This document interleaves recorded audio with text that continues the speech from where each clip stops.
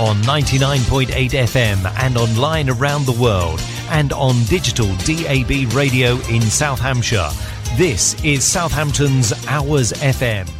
That I have Megan. She is former powerlifter, and she's running her own personal training business, which is amazing. I have seen online, which is called Focused Personal Training. Personal Training, and it's doing really well. And I'm very inspired the way she has small group. I think Megan, people prefer now small private spaces rather than bigger commercial gyms. Yeah, absolutely. It really seems to be the way that the industry as a whole is moving. People are starting to value that personal service that little bit more. So obviously you've got the big commercial gym boxes, your pure gyms and things like that, which do offer a level of service if you simply want access to equipment. But what we're more about is that personalised support. And we create a really lovely community. So the banter between the clients is really nice too. Yes. And it's really what gives us our vibes as trainers as well. We have a great time. Okay, so I will say this again. If you have any question for Megan, please WhatsApp us on our number 07784691440, and our studio number is 023819800072. And I'm your host Faiza. And Megan, let's start. I'm very excited. Whenever I see a powerlifter, so I know some of powerlifter from the industry. I know Marina Cornwall, as well as know how Story started, how they did. It's quite hard work. It's not like overnight. So Megan, as a woman in my show, there are a lot of women who listen to this show, and I want them to be inspired. And sometimes they go, oh, this is for men, and we don't want to build muscles. We don't want to have this manly body. Mm-hmm. So can you just tell us how you started and what were your thoughts in the beginning when you started off with powerlifting? Absolutely, yeah. So by all means, that is a really common misconception about the idea that if you touch a barbell and all of a sudden you become the Hulk overnight. It's totally not the case. If you have ever witnessed or seen a woman who you perceive to be particularly bulky or carrying extra muscle mass, that hasn't happened by accident. That is a woman who has decided that she wants to look that way, perhaps for a sport like bodybuilding and physique competitions. And that woman has had to work absolutely, to the bone with her nutrition and with her training. That's quite hard work. It's a lot to do. It doesn't happen by accident. And what we are trying to really back up is that weights training is so important for women, from a muscle tone perspective, from aesthetics, yes, but health, absolutely. So bone strength, your posture, your metabolism, you're going to help to keep yourself healthy so much. So please don't fear the weights training in thinking that you're going to gain lots of muscle mass. I'm so glad, Megan, you're saying this. I think a lot of people, especially in some Desi communities, some people from Asia, they're like, oh, you don't need that. And I have seen people doing cardio all their life. Yeah. And they're like, weight training, what? Unless or until they have an injury or somehow you need to educate the whole community. But I'm very happy the way you're saying. Can you tell us what is actually powerlifting for people who don't know? Yeah, absolutely. So powerlifting is a sport where you compete in your absolute, what we call a 1 rep max, which means that the most weight that you can lift for a single repetition. In competition, you get 3 attempts to get the best possible number that you can across 3 different exercises, which is the squat, the bench press, and the deadlift.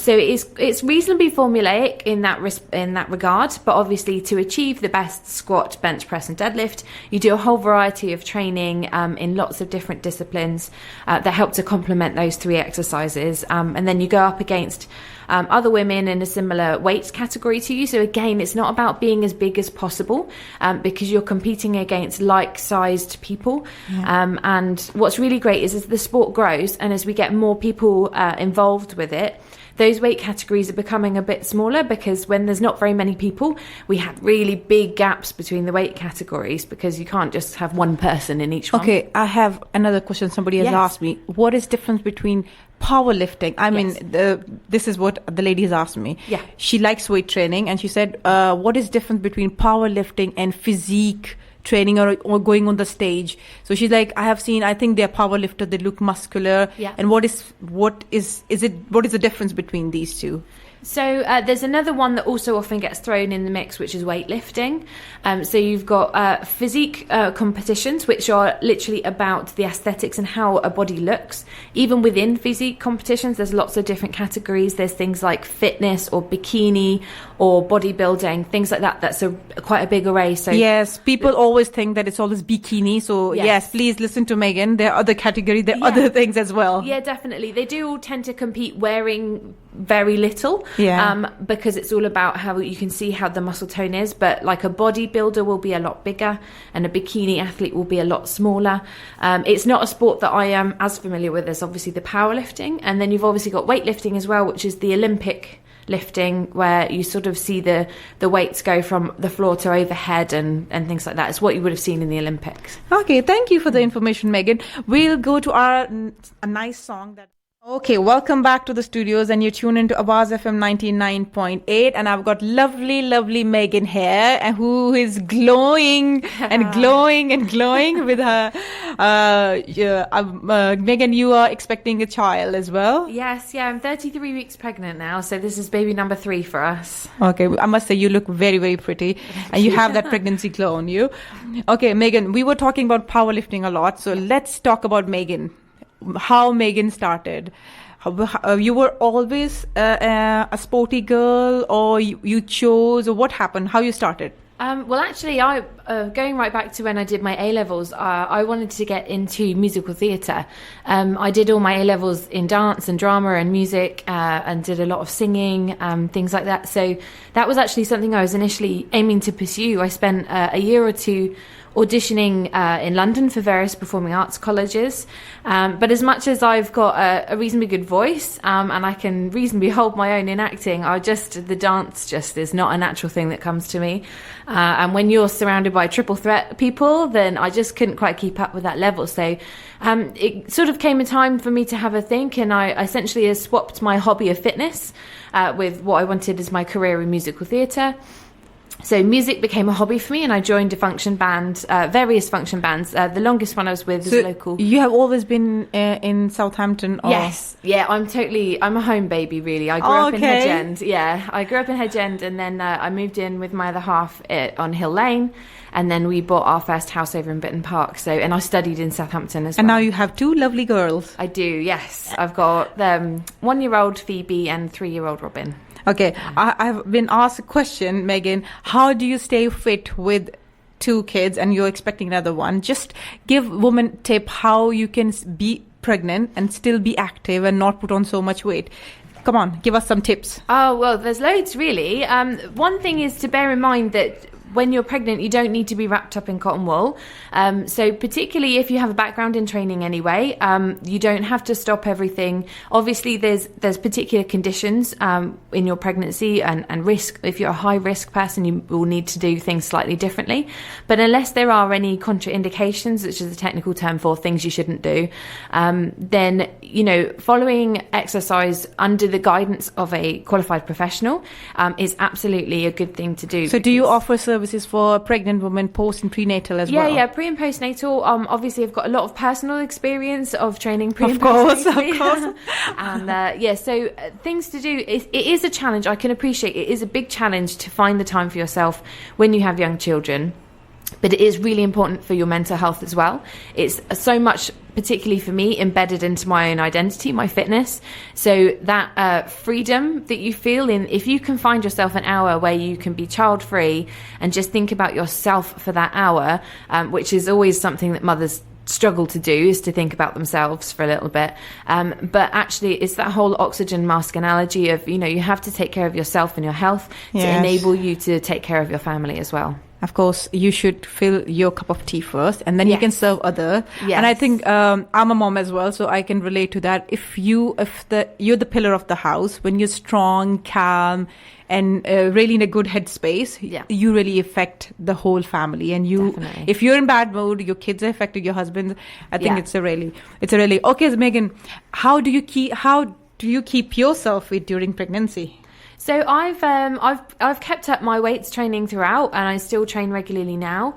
Are you still lifting heavy? Yeah, well, I think it's all relative, really. So for me, I'm probably only lifting about 50% of what I would when I'm not pregnant. Okay. But from an outsider, that still looks really quite heavy. So, yes, I know. Yeah.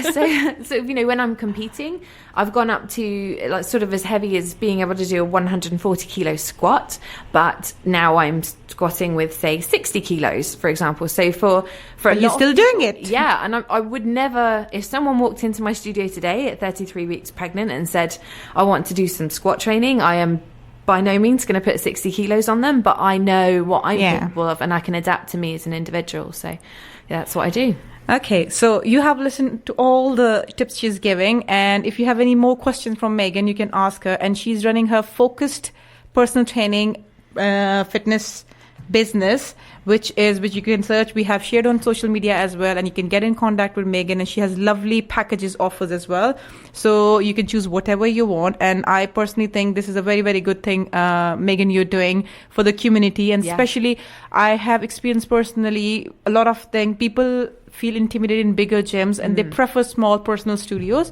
And I think for mental health, for moms and a lot of female, even now men, I have seen men as well. They want a bit of smaller group rather than going into bigger space. They feel like exposed. So I think it's a very, very good thing. I have another question, Megan. So during the lockdown and COVID, how did you manage? How you were training your clients? Was it outdoor, online, or virtual? How you manage that? We actually jumped onto a Zoom membership, like everyone does. Everybody did, yeah. So Zoom has become our life. Oh, absolutely. You know what, they are cleaning up in lockdown, but it's so as much as by the end of this sort of, we were closed for perhaps 20 weeks, by the end of that, people were itching to get back in and be able to use the kit and see people face to face, because it isn't quite the same, obviously, being on video. But what was also important to us is that people became so isolated at home that this sort of group Zoom exercise, even though people were puffing, for a lot of it, so not able to chat that much, it's just nice to see other people and to kind of feel like you can identify with other people who might be feeling a bit isolated at home, and keep your fitness up as well, because it was such a big thing in lockdown that people, I think people did realize, like, fitness, any physical activity is must, especially when you're during lockdown. I think some people have eaten a lot, and some people have really got fitter, and they realize how much it actually helped with the mental health. Yeah. So I think our listener must know this, that physical fitness is not just about looking pretty, burning calories, losing some kilos. It's not just that, it's also your mental well-being, it's hormonal balance. There are a lot of things related to that. Yeah. So we'll continue talking to Megan, and we'll talk more about what's coming up and a little bit more of her personal life. Stay tuned to Awaaz FM. You are listening to my program. We are talking about powerlifting and how it started, how to stay healthy. So here's Megan to offer you more information about what she's offering. And before we talk about more the offers you have for people, I would like to know more about you. At what age, Megan, you started training? Yeah. And a bit when you started and till now, and you are 31 years old, yeah? Yeah. So when you started, and also tell us what is the healthy age for anyone to start training or anything. I think it should be very early age, but I want to hear from you. Come on. Well, with regards to when people should start training, I think it's just really important for us, as much as possible, to keep a lot of physical activity involved in the schooling, because I know the time pressures of parents at home, it's easy not to do it, but obviously getting out on the weekends. For me personally, it was my parents that got me into fitness, particularly my dad. Really? Yeah, absolutely. So I'm really proud of my parents that how long ago would it have been? Maybe 16 years ago, they realised that they really weren't doing any physical activity whatsoever, and they decided to start, and they've never stopped, really. So I'm really... I know, it's very addictive. ...doing that, because it's really hard to start when you aren't doing anything. So I also appreciate that perspective. But mum and dad sort of joined the gym and started going. I was too young to go to the gym at the time, so I would go out running with my dad. And so that's how I initially got into more like long distance running. And then when I was at secondary school, I started kickboxing. So you're not just a power lifter, you have done long distance as well. Yeah, I think my preferred, I have done a marathon once, but it was more of a bucket list. Yeah, it's not friend of power lifters, yeah. No, not at all. I've done it once. I can tick that box. I'm definitely not addicted to it, no. So I did long distance running. I got into kickboxing as well. So there's a local group called Southern Knights Kickboxing. I was with them for a few years, as well as a friend of mine runs a company called Next Generation Martial Arts. They're another fantastic local group that you can join. And then personally, I started powerlifting when I was around 24. I was working with an excellent personal trainer called Tom Henson. Okay. And is he from Southampton as well? He's from Southampton as well. He's worked with all sorts of different individuals, also Saints Football Club. So he was your first coach? He was my first coach, and he's just sort of said, you know what, Meg, you're quite strong. Why don't you put it into competition? You don't have to take it too seriously. So you were genetically blessed as well? Yeah, I think I am. Although I did start out with the endurance running, it's really not where my strong point lays. I'm quite a reasonably heavy build, I guess. So strength training really, I have good assets for strength training. So I just thought I'd have a go. Personally, again, at that point I had it in my head, oh, am I going to get too bulky and things like that? But actually I did research into it, and I've only ever competed in drug-tested federations. Okay. So I've never been involved with these steroids and things like that. Oh, thank God. Please elaborate that, and please educate people. Steroids is not the way.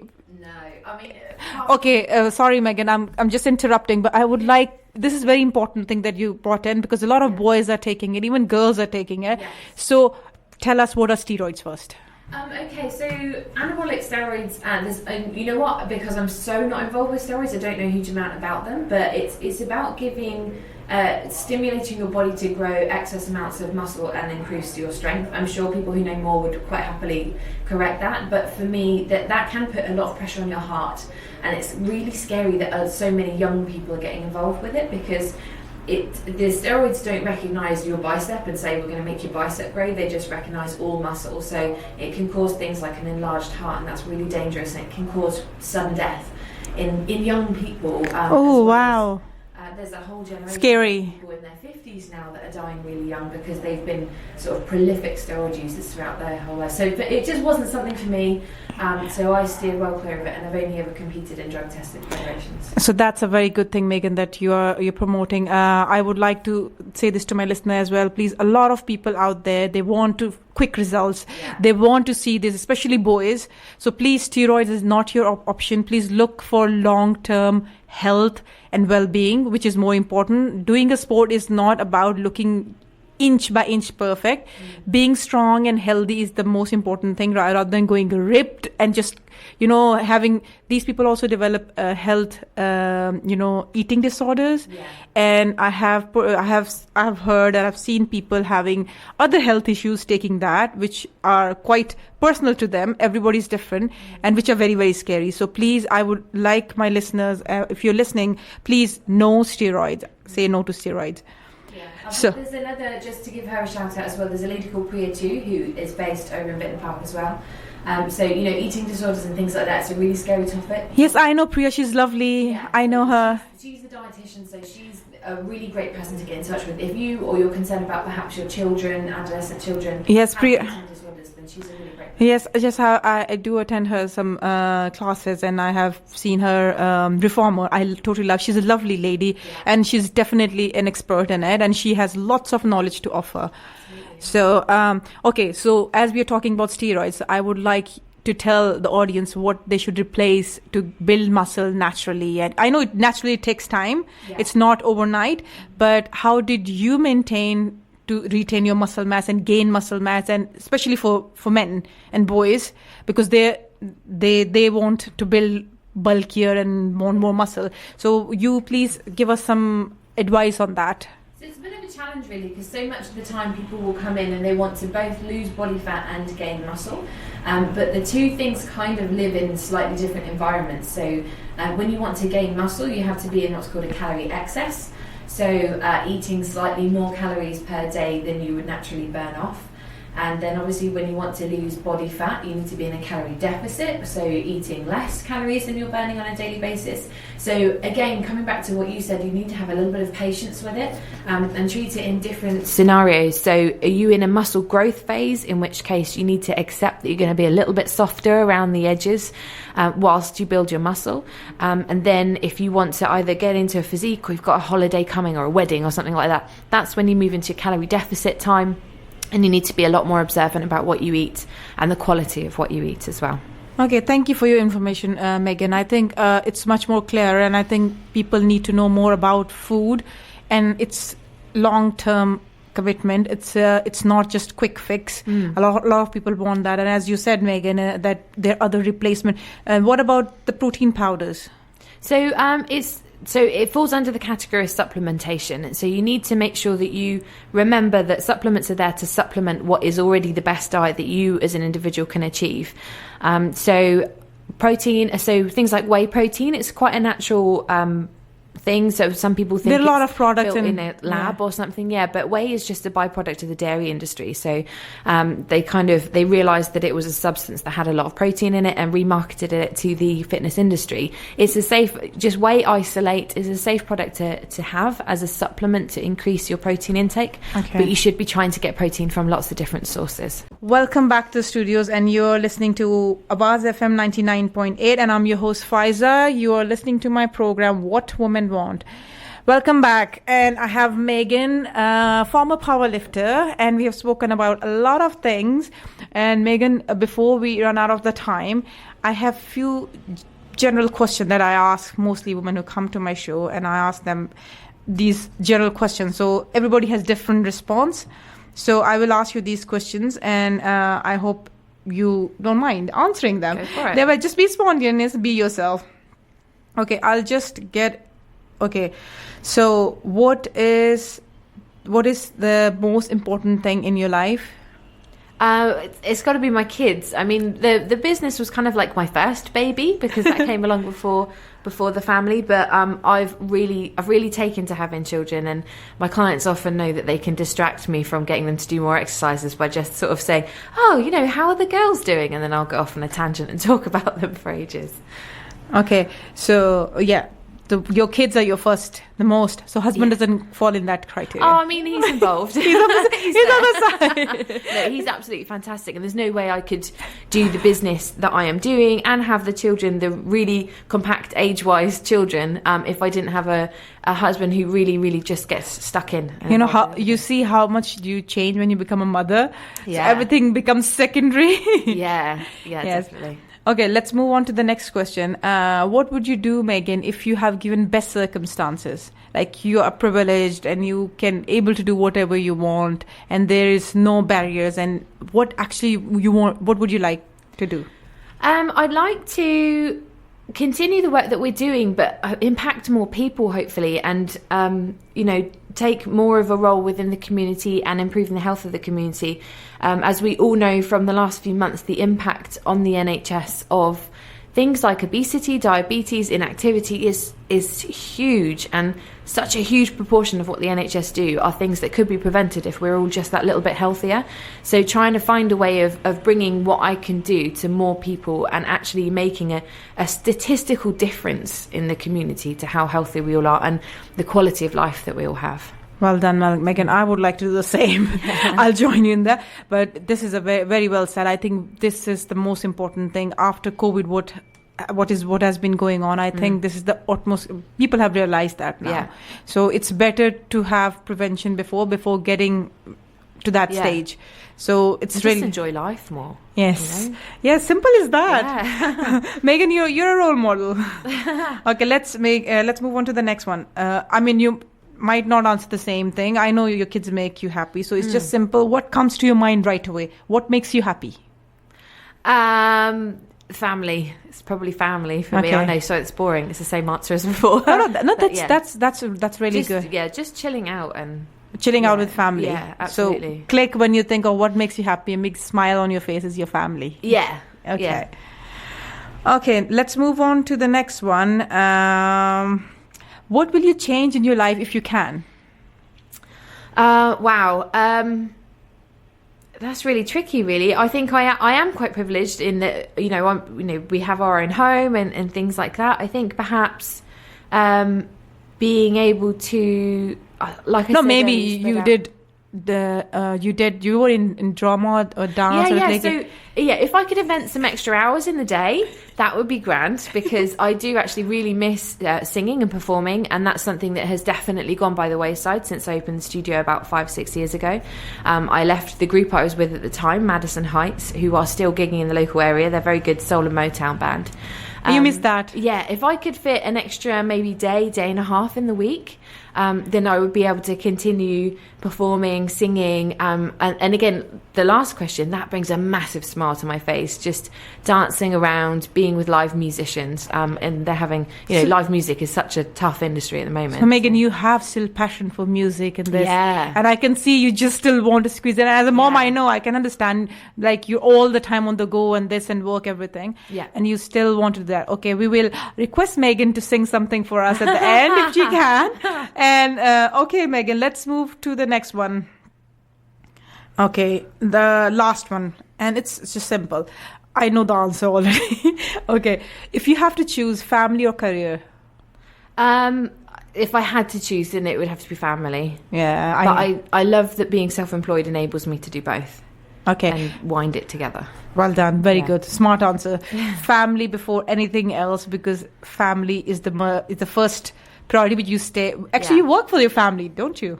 Yeah, and everybody the kids come down to the studio. They, monkey around in the gym as well. So it's all very intertwined. My husband trains there. My dad and my mum come along. Oh, so wow. It's great. You're from Southampton, so you have family support as well. So everybody is privileged with Megan. Yeah. Okay, Megan, I have another song, so we'll take a break and we go listen to this song, and after that, I would like you to sing for us. And you have passion for it, and you have a lovely voice. And yes, let's give a treat to our listeners. Okay. So I am going to ask Megan to sing something for us. And before we go into singing, there's an offer that Megan is offering in her studio is if you start the first month, so you get 50% off. Yeah, you can trial out any of our small group training packages at half price. It's just essentially to give you the opportunity to experience. And also a first free consultation, yes, Megan? Yeah, free consultation. Pop on in, have a chat with us about what you want to achieve. Yeah. And then we'll quite happily, get you onto a training package that suits you. And there's no commitment further to go on forwards. We just know that people love the experience with us. So it's about getting the experience. So if you're looking for something to start after all this, Megan has a private studio which is very, like, it's not a big one, it's not too intimate, so you can have your own personal space, and she can design especially whatever you want according to your goals. Yeah, absolutely. So even if you're a runner, if you want to lift, whatever, so Megan is there to help. So Megan, I am very excited because I want to see the other Megan who sings. Okay, do you have anything in mind that you want to sing? So my parents celebrated their Ruby wedding anniversary. Oh, really? Back in April, and they had planned to have a lovely big party, as many people had planned. That had to be cancelled because of all of the various restrictions and things like that. And I was going to sing with their band that was going to be live there. So it might be nice. I'll sing just a little bit of one of the songs I was going to sing for their band. Oh, really? That's a good thing. So, Megan, you're going to dedicate this to your parents? Yeah, it's to my parents. So hopefully they might have been able to tune in and they'll listen to it too, or might be able to catch up with them later on. Yeah, maybe they can listen to the recording. Sometimes we do replay the show so that they can listen. Yeah, that would be ideal. Yeah. So just a little bit. Come on, give us a good... whatever you have. So this is a song I've used a few different times for when I've been in singing competitions, or I think I might have used it for my A-level as well. So originally sang by Etta James, this is At Last. One of my clients was really keen to hear me sing this as well, so I'm only going to sing a little bit of it, okay? Okay. At last, my love has come along. My lonely days are over, and life is like a song. Oh, yeah, yeah, at last. The stars above are blue. My heart was wrapped up in clover. The night I looked at you. Thank you, Megan. That was nice. Thank you. I think you should find a day or so if your husband lets you take care of your babies, and you should do this. Yeah, it's different without having anyone playing music and stuff, but have a bash. Oh, very nice, very nice. Okay, so I got another question asked by someone. She is 18 and she has arthritis. And she wants to do weight training, and she said, I don't know how to start, where to do it. Do you think she's been told to do yoga and, take it easy and go with the flow, and she really wants to do that. And she's asking if she'll ever be able to be a power lifter if she wants. Arthritis is a really complex condition, and there's different types. Obviously, there's rheumatoid arthritis, osteoarthritis. It really depends on her situation, how whether she's in a flare-up, things like that. But actually, there's a lot of evidence-based research about weights-based training, particularly for the health of your bones and your joints. So don't be afraid of doing weights-based training, but it's important to do it under the guidance of a professional who can perhaps liaise with your healthcare professionals to work out what the suitable types of training are for you. And also, when you have a rough day, when you're having a flare-up, it's our job to know how to adapt around that. You don't need to know everything about exercise. That's our job as personal trainers. So, definitely have a chat with someone who is in the know, and then get stuck in and try and incorporate that into your regular training routine. Thank you so much for answering that, Megan. I hope, Sarah, it answers your question. But everybody has different body, and maybe, just give it a try and just go see a professional first. Rather than just thinking in your head, what should I do and not. Just, Megan is offering a free consultation. Just you can go and just consult. Have a chat. Have a chat. And sometimes you think differently. And I think, if I agree, yes, I would like you to elaborate on that as well. You were talking about that you started off with running. Yes. So this is not what you enjoyed. So I would like to ask you about, there are body types. Yes. You have naturally different body types. Yeah. So can you just elaborate on that and let people know, like a lot of that people do is like, okay, she did follow this meal plan, I'm going to follow this, I'm going to lose equally. Okay, she ran, she lost weight, I'm going to do the same, even though they're miserable sometimes. And some people are like, oh, I want to lift, even though sometimes they're good at running naturally, but they tend to incorporate heavy lifting and then end up injuring themselves. So can you please educate our listeners about body types? I think the biggest thing about exercise and fitness is consistency and being able to stick with something for a long period of time. And a big part of that will be in your enjoyment of exercise. So number one, find something that you enjoy doing. If you are absolutely slogging yourself at the gym day in, day out, on the treadmill, you absolutely hate it, you're not going to stick with it. So find something that you are going to enjoy and consistently do. That's the number one important thing. So things like your running and your Zumba and things like that, they might not be the number one most effective thing at fat burning, but they're a hell of a lot more effective than doing nothing. So it's a phrase that I've used a few times is like, no matter how slow you run around the park, you're still running circles around the guy who's sat on the sofa.